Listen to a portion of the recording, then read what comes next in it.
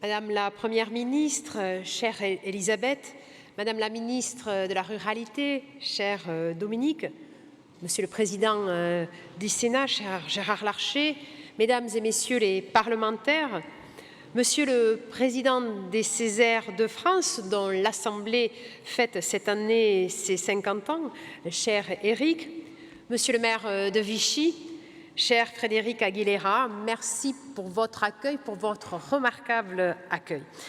Monsieur le Président de la région Auvergne-Rhône-Alpes, cher Laurent, Mesdames et Messieurs, chers collègues, Mesdames et Messieurs, chers partenaires, nous sommes, Renaud Muselier, président délégué et moi-même, très heureux de l'initiative de Laurent Wauquiez d'avoir organisé ce congrès ici, dans cette magnifique ville de Vichy.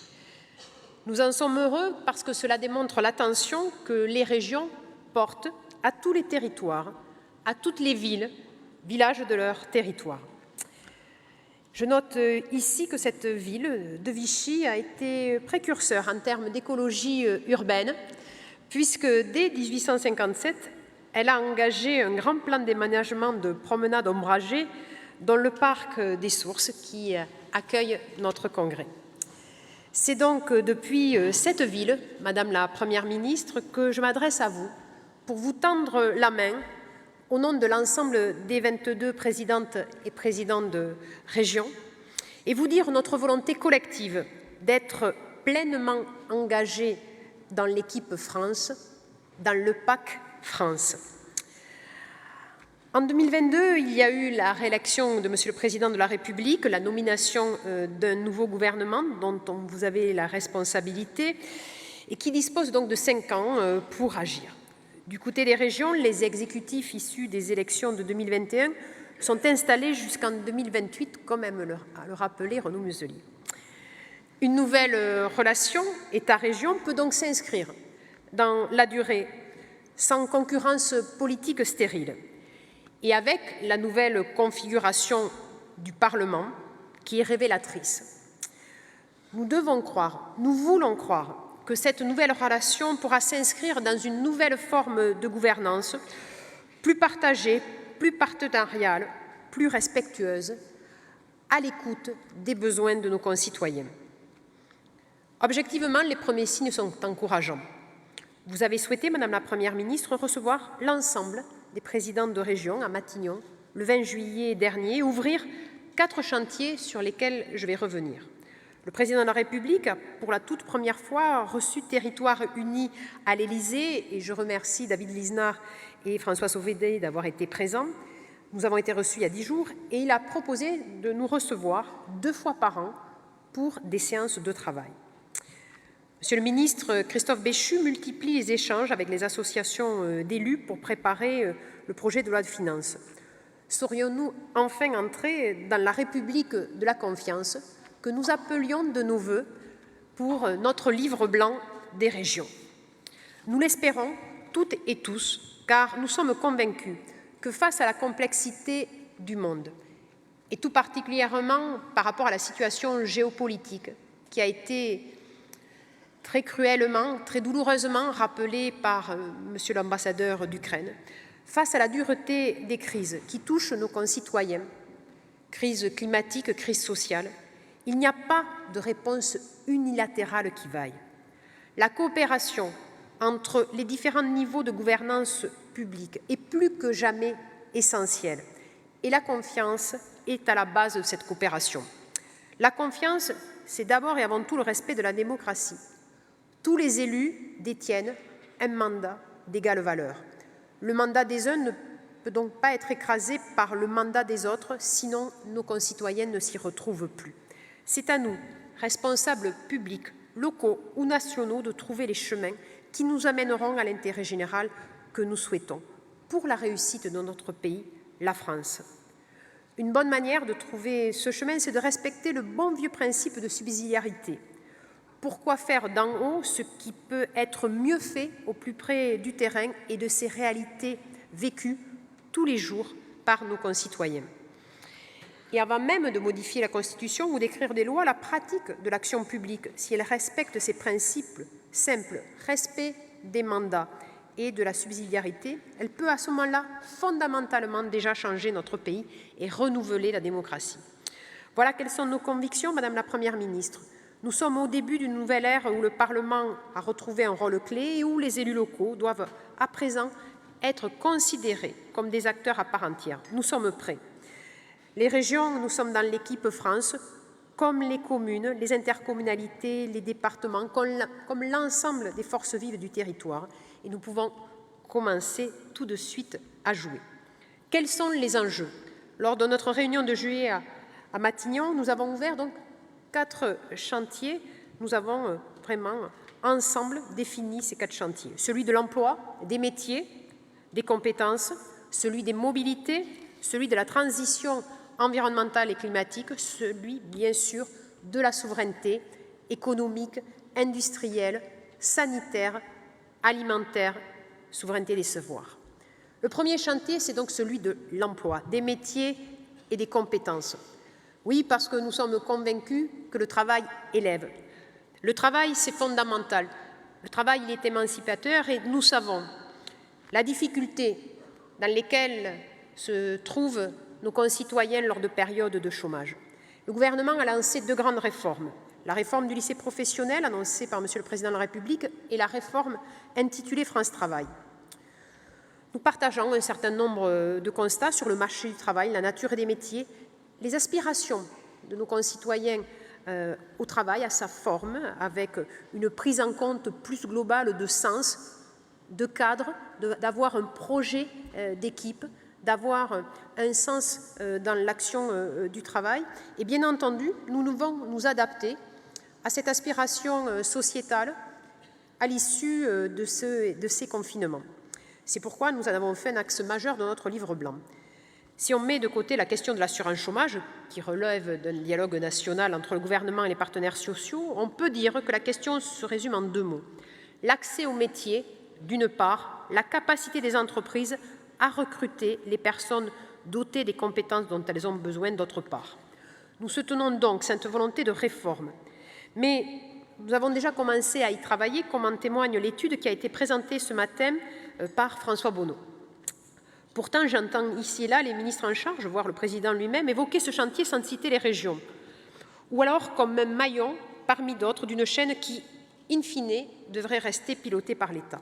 Or, nos collectivités ont un rôle central à jouer. Et je dirais même plus, sans nous, vous ne pouvez y arriver. Les régions ont la responsabilité des lycées, première étape de l'accès d'un jeune au monde professionnel. Et nous devons, au moment de l'orientation scolaire et même dès la fin du collège, faire en sorte que nous puissions créer ce lien entre le monde professionnel et, bien entendu, ces jeunes. Elles s'occupent, les régions, depuis 1982 de formation professionnelle. Elles accompagnent les entreprises sur le terrain. Et qui mieux qu'elles peuvent prendre la responsabilité de piloter le service public de l'emploi, de relier les différents acteurs et d'adapter l'offre de compétences sur chaque bassin d'emploi en lien avec les partenaires sociaux. Monsieur le Président du Sénat l'a rappelé, la question de l'adaptation, c'est au service d'un objectif commun, mais c'est en prenant en compte les réalités différentes d'un bassin d'emploi qui peuvent être différentes au sein d'un même département, encore plus au sein d'une région, que nous pouvons réussir à cet objectif du plein emploi et d'un travail justement rémunéré et d'un travail qui permet l'épanouissement.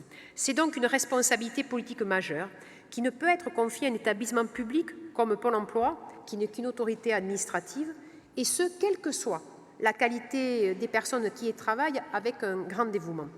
Il faut donc commencer à remettre en cause quelques tabous, et j'en vois 3 principaux. Faut-il continuer, à rebours de nos voisins européens, à piloter du même lieu l'assurance chômage, qui relève d'une logique de solidarité nationale, et l'accompagnement individuel des demandeurs d'emploi, qui est par nature très territorialisé?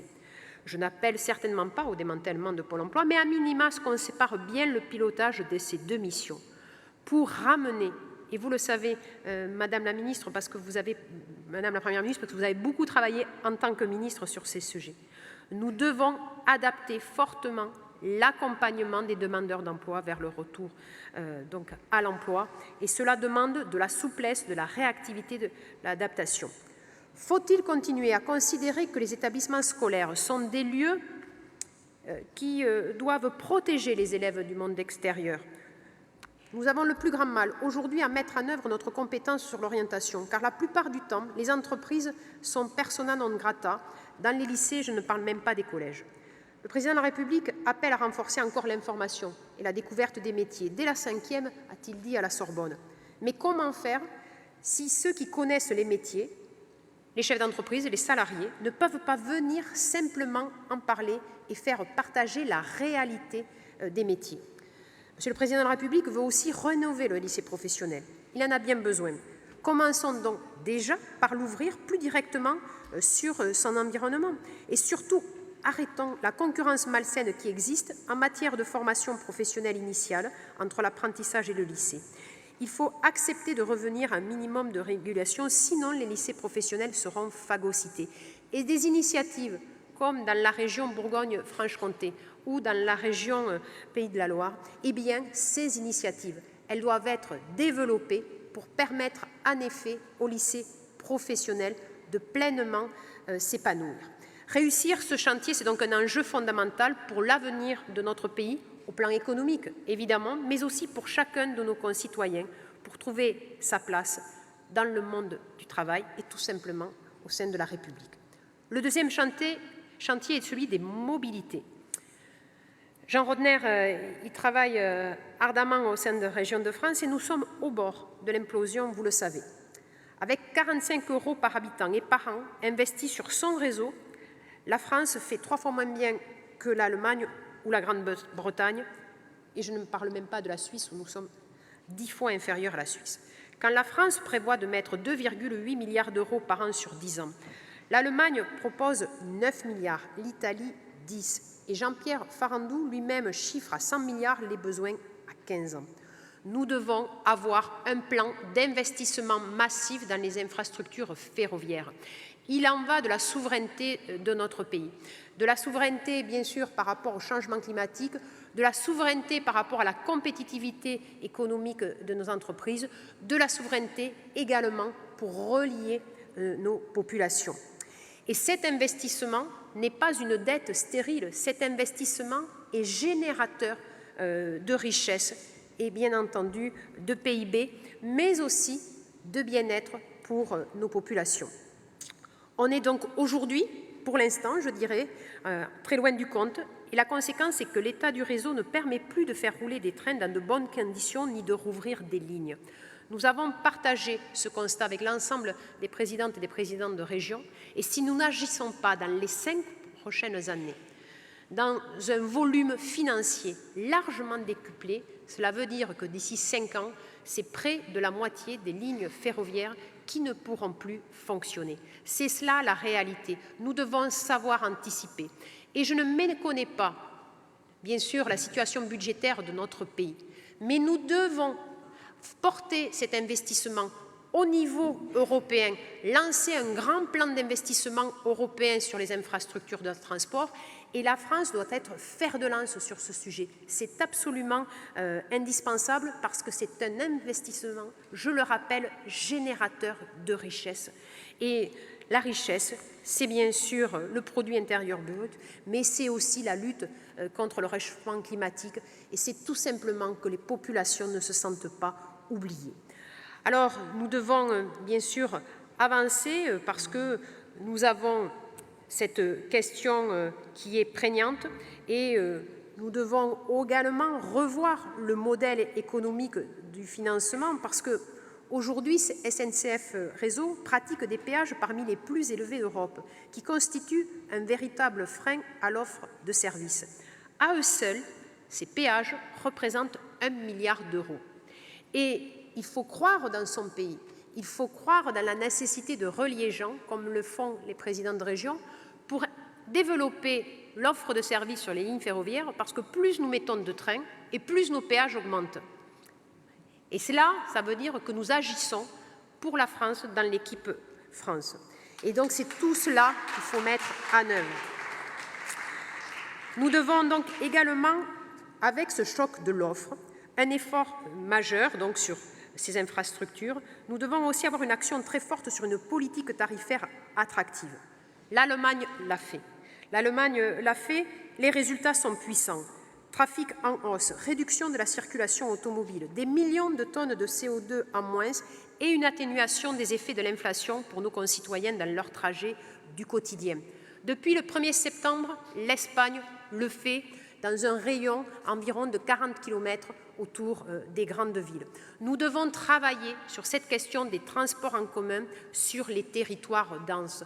Et vous vous en rappelez, Madame la Première ministre, c'est la proposition des régions sur l'agence des mobilités, sur les bassins de vie urbains. Nous avons besoin d'avoir une meilleure complémentarité, nous avons besoin d'avoir un financement partagé, parce qu'aujourd'hui, le versement mobilité de nos entreprises ne bénéficie, en termes clairs pour le service de transport en commun, qu'au maximum à 2/3 de leurs salariés.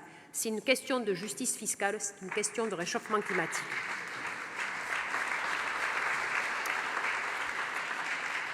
Le troisième chantier, c'est bien sûr celui de la transition environnementale et climatique. La facture énergétique de nos concitoyens sera impactée au-delà du conflit en Ukraine. Vous avez annoncé hier des mesures, mais tout cela n'a fait que révéler notre fragilité, notre dépendance aux énergies fossiles. Les régions peuvent là aussi travailler de façon forte avec le gouvernement pour lutter contre la précarité énergétique. Elles peuvent le faire dans le cadre d'une programmation pluriannuelle de l'énergie. Et nous attendons beaucoup du rôle des comités régionaux de l'énergie. Ces instances doivent permettre, dans le respect des attentes des élus, de faire des choix acceptables sur notre mix énergétique et l'implantation des projets d'énergie renouvelable. Elles peuvent le faire dans le cadre du soutien au redémarrage d'une filière nucléaire qui a été en grande partie vidée de ses compétences. Elles peuvent le faire en faisant la promotion des métiers qui font aujourd'hui défaut au secteur des énergies, et je pense en particulier aux soudeurs. Elles peuvent le faire aussi en soutenant d'autres projets d'énergie renouvelable à travers la méthanisation, à travers l'éolien flottant ou l'hydroélectricité. Les régions ont aussi une responsabilité, et je le déplore aujourd'hui beaucoup trop flou, dans l'accompagnement des ménages pour la rénovation énergétique de leurs maisons ou de leurs appartements. C'est une évidence, les enjeux en matière de rénovation énergétique, en matière de consommation d'énergie ne sont pas les mêmes en Hauts-de-France, en Grand Est, en Nouvelle-Aquitaine ou en Corse. Les bâtiments aussi ont leur territoire.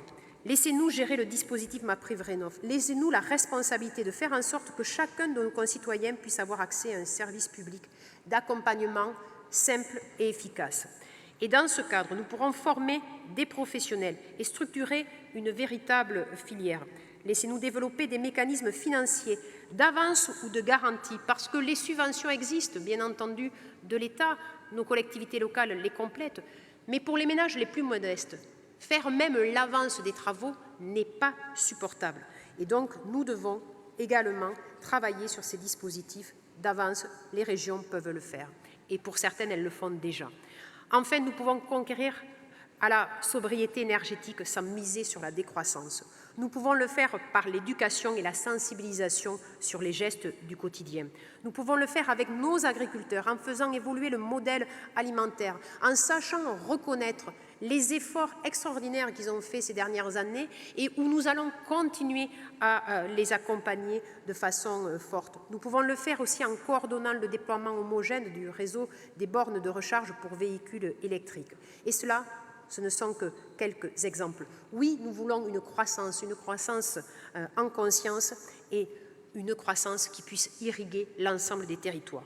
Et puis, notre quatrième chantier, c'est celui de l'économie. C'est une compétence historique de nos régions. La loi NOTRe l'a renforcée. Nos équipes se sont professionnalisées. Avec la réorganisation des services déconcentrés de l'État, ce sont nos équipes qui ont pris le relais pour l'accompagnement des entreprises sur le terrain. Nous investissons dans la recherche et l'innovation. Nous faisons du capital risque. Nous renforçons les fonds propres. Nous pouvons même être actionnaires de certaines entreprises, tout particulièrement dans le secteur des énergies renouvelables, où un actionnaire public patient, qui est la région, eh bien, il permet de stabiliser le modèle économique. Et nous voulons également faire cet accompagnement au plus près du terrain, sur mesure, parce que les régions, nous sommes aussi bien capables d'accompagner l'entrepreneur du bâtiment avec 3 salariés que le boucher et charcutier qui veut renouveler son camion ambulant, que la grande entreprise qui a besoin juste d'être aidée pour de la recherche et de l'innovation pour être performante toujours au niveau international. Nous y travaillons en bonne intelligence avec l'ensemble des partenaires, parce que oui, nous savons faire PAC, parce que nous avons un réseau des développeurs que les régions savent animer, avec bien sûr les intercommunalités, avec les consulaires, avec les filières professionnelles. Aujourd'hui, ce sont les régions qui sont les interlocuteurs des chefs d'entreprise. Ce sont elles qui connaissent et ce sont elles qui savent créer les écosystèmes. Nous citons souvent l'hydrogène, parce que nous, présidents de région, nous avons été à l'origine des trains à hydrogène. Nous sommes battus. Les trains à hydrogène en France, ils sont financés aux 2/3 par les régions. En Allemagne, c'est 2/3 par l'État. Nous sommes convaincus que la filière hydrogène, c'est une filière forte. Nous l'avons créée en finançant des centres de recherche, en travaillant sur la production de l'hydrogène vert à travers l'éolien flottant, à travers également la méthanisation. Mais nous avons aussi travaillé sur le réseau de distribution dans le cadre d'appels à projets européens. Et puis bien sûr, les usages sur la mobilité, mais également sur l'énergie et sur l'industrie. Nous devons continuer à agir fortement, à permettre la liberté d'action. Et c'est ainsi que la France sera dotée de filières d'avenir pour une économie décarbonée et permettra également une meilleure structuration pour les entreprises de taille intermédiaire qui sont un frein à la croissance en France. Nous avons besoin de plus d'entreprises de taille intermédiaire et nous avons besoin d'encourager les petites et moyennes entreprises pleines de promesses. Faisons donc en sorte que notre pays soit vivifié, soit confiant dans l'avenir, avec un pilotage offensif à l'échelle de chaque région dans le cadre d'une relation de confiance, bien sûr avec les préfets, comme nous avons pu le faire pendant le Covid. Madame la Première ministre, voilà 4 des nombreux chantiers qui sont devant nous. Vous le voyez, nous sommes volontaristes, nous sommes audacieux, nous sommes engagés. Mais nous sommes aussi dans un contexte compliqué avec des moyens publics qui ne sont pas illimités. C'est pourquoi nous devons, sur ce quinquennat-là, avoir une stabilité de nos recettes et non plus une diminution de nos dotations comme nous l'avons eu. Et nous devons avoir des boucliers concernant les augmentations exceptionnelles des coûts de l'énergie. Je tiens à rappeler que sur le quinquennat précédent, la baisse des dotations, la suppression de la compensation du transfert de la compétence économique des départements a représenté près de 800 millions d'euros annuels de manque à gagner. On ne peut pas demander plus à ceux à qui on a donné moins. Madame la Première ministre, le 20 juillet à Matignon, vous nous avez assuré que le cadre des recettes de TVA affectées aux régions était sécurisé. Nous vous en remercions. Et nous espérons que le projet de loi de finances qui va être proposé au Parlement traduira cet engagement. Nous espérons qu'il le fera sans ajouter une norme de dépenses comme le furent les contrats de Cahors. Je l'ai indiqué à Monsieur le ministre Attal, nous sommes volontaires, nous sommes des bonnes gestionnaires. Laurent Wauquiez le rappelait. C'est un excédent des collectivités locales de plus de 4,7 milliards d'euros. Nous sommes des bons gestionnaires, mais nous ne sommes pas sous tutelle. Et nous n'avons pas à subir une tutelle pour encadrer nos dépenses. Nous devons être en responsabilité devant nos concitoyens. Cela est essentiel. La confiance, c'est aussi respecter cette liberté de savoir gérer. Rappelez aussi que les collectivités locales dégagent des excédents, font en sorte que nous ayons une bonne gestion, mais aussi portent 70% de l'investissement public. Alors, nous voulons bien sûr nous engager dans la transition, continuer un fort investissement. Sur les 2 dernières années, les régions ont augmenté leur budget en investissement de 21%, parce que nous avons été partenaires sur les plans de relance de l'État, parce que nous étions conscients que de par cette crise qui était exceptionnelle, qui était inattendue, il fallait tous se mobiliser. 21% nous avons augmenté nos investissements. C'est significatif. Nous voulons continuer parce que nous partageons bien entendu vos priorités sur la lutte contre le réchauffement climatique. Mais cela est possible si nous avons des recettes et si nous avons une visibilité sur plusieurs années, c'est absolument indispensable. Nous devons aussi retravailler sur nos impôts qui reposent sur l'automobile, parce qu'ils ont vocation à diminuer de façon de plus en plus forte d'année en année. Donc travailler sur cette imposition sur l'automobile et la taxation des carburants. Et c'est vrai aussi que nous avons un impact fort sur nos dépenses d'énergie et aussi sur nos dépenses de transport. En 2023, c'est plus d'1 milliard d'euros de dépenses supplémentaires. Et sur 2023, la dynamique de TVA, certainement, ne pourra pas suffire. Et vous savez, les déclarations, nous avons échangé hier soir de Monsieur le Président de la SNCF sur la répercussion sur les régions, mais nous allons y travailler. Nous avons besoin d'avoir une compensation exceptionnelle et bien sûr, nous nous engagerons dans cette question du travail fondamental sur les compétences, sur la lutte contre le changement climatique et bien entendu sur la création d'emplois. Nous avons souhaité également, avec mes collègues David Lisnard et François Sauvadet, indiquer à Monsieur le Président de la République que nous devons avoir une nouvelle ère de décentralisation. Ce n'est pas l'urgence pour l'année prochaine. Nous connaissons vos urgences, Madame la Première ministre, et elles sont nombreuses. Mais commençons à y travailler. Commençons à y travailler pour aller sur une nouvelle ère de la décentralisation où les missions qui sont confiées aux collectivités locales soient complètes. Elles soient complètes, elles ne soient pas partielles pour arranger les susceptibilités des uns et des autres. L'heure aujourd'hui, à la France, elle est de l'élever, elle est d'avoir de la hauteur. Et cela n'est possible que quand on considère l'intérêt général. Et l'intérêt général, c'est d'avoir des missions qui sont abouties, données aux collectivités locales, d'avoir en effet aussi un pouvoir réglementaire, c'est vraiment fort. Nous avons besoin de cette République de la confiance. Et desserrer les taux de la verticalité, c'est faire respirer la démocratie.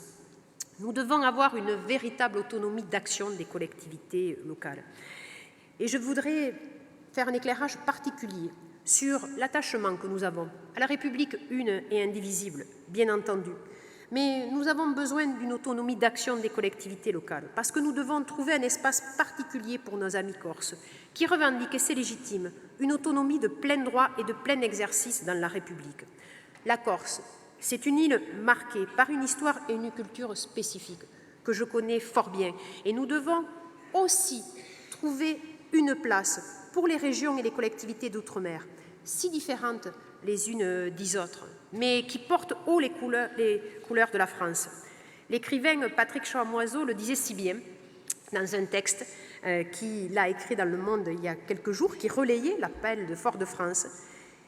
Il affirmait que c'est l'occasion pour la France d'assainir son rapport à ces terres lointaines et de réoxygéner les fondements de sa présence au monde en tant que grande nation.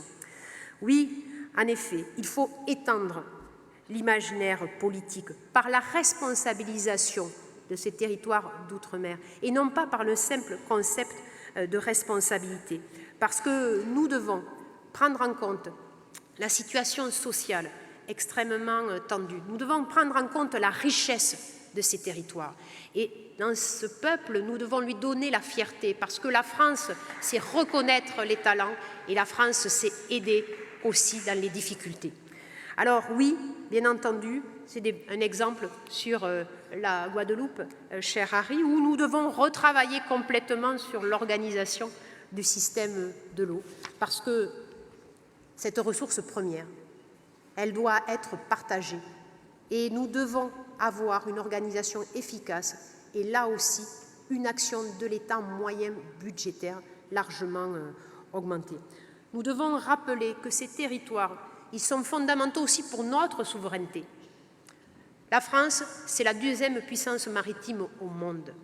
Et donc, ces territoires d'outre-mer, au-delà de la mer, mais qui en fait renforcent notre horizon et renforcent notre champ des possibles, doivent être pleinement reconnus parce que c'est une vraie richesse pour notre pays. Alors nous devons agir et nous devons être aussi dans la clarification et dans la spécialisation qui en sera la conséquence. Nos coopérations seront plus efficaces. Et puis, bien entendu, C'est la question que, quand on est élu, on doit pouvoir répondre en responsabilité du niveau de prélèvement auprès de nos concitoyens. Il est très étonnant que les régions aient des actions majeures, déterminantes pour l'activité économique, pour les mobilités, et que nos ressources ne soient nullement corrélées à la dynamique économique ni à la question des mobilités. Alors c'est cela que nous voulons partager et bien sûr vous parler de confiance, Madame la Première ministre. C'est ce pilier fondamental pour pouvoir rebâtir notre République à laquelle nous sommes fondamentalement, passionnément attachés. Confiance pour nos concitoyens, confiance aussi pour être dans l'action et dans l'action du progrès partagé. Parce que oui, nous sommes convaincus que le progrès, c'est une des solutions, c'est une solution majeure et que ce progrès, il doit être partagé pour toutes et pour tous. Alors, Madame la Première ministre, progressons ensemble pour l'intérêt général de la France, pour l'amour de notre pays, pour que la France soit belle, rayonnante et grande.